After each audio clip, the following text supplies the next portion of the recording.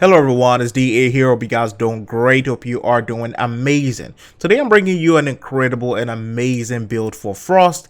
The Iceman doesn't have that much love from the community, but when he does, those people are very loyal to the cause. So this is going to be a video on my two favorite builds for Frost. One of them is for 100% armor removal, tied with a little bit of a solo play, and the other is going to be for maximum CC, and that can also be quite beneficial to your squad mates. So like every other builds out there on YouTube, anywhere in the world, nothing is perfect and can be modified to suit your playstyle. So here's going to be the first one. This first build right here is geared towards power strength and average duration. Because of Frost armor removal capacity, I decided it would be nice to make Frost a cold killer.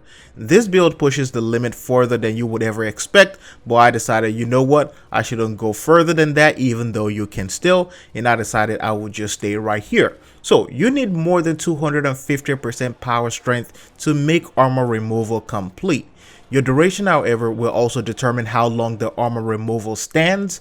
Once the time is up, the enemy's armor will go back to its previous state, and that is one of the reasons why you might want to add more duration if you are looking for something like that.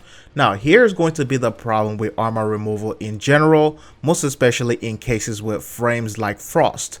Frozen enemies are immune to status effects, so you will have a hard time killing them with status based weapons unless you are using a critical based weapon.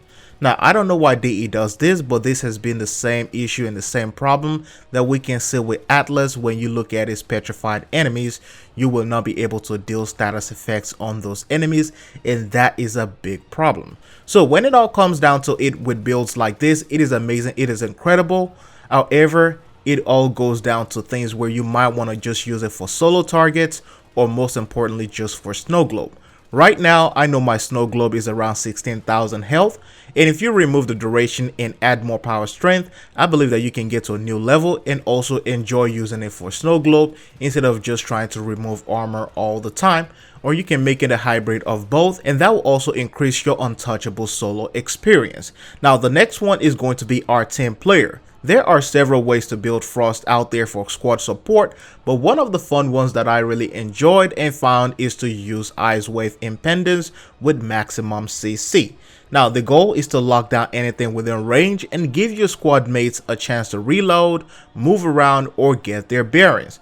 This can be done by the use of Ice Wave Impedance. Like I explained earlier, you need to add a lot of range and then add a lot of duration, because that augment Ice Wave Impedance will also benefit from your power duration as well. Now, the augment will leave a frozen trail of ice on the floor, and it will freeze every enemy that runs across it. Now, while this may not be ideal in some situations where you have flying enemies or you have enemies with weapons shooting at you, it can really come in handy when you go in some of those infested missions, and with that amount of range, you can even cast Avalanche to enjoy a short burst of CC. Now, Frost is not a complicated Warframe to build and enjoy, but you will have to endure the status immunity on enemies, because for me personally, I think that is the bummer out of everything about Frost. Frost is incredible, is amazing, and I'm just looking forward to DE making some changes about those immunities in the future. We'll see what happens about the Warframe. Lastly, Tenno Diaries next episode is almost complete for your viewing, and once it is done, I will go ahead and start uploading it to YouTube so you guys can enjoy that cinematic experience. If you enjoyed this video, feel free to leave a thumbs up, and if you haven't subscribed to the channel yet, go ahead and do so. Thank you very much for watching. Hope you enjoyed, hope you find it informative, and I'll see you in the next one.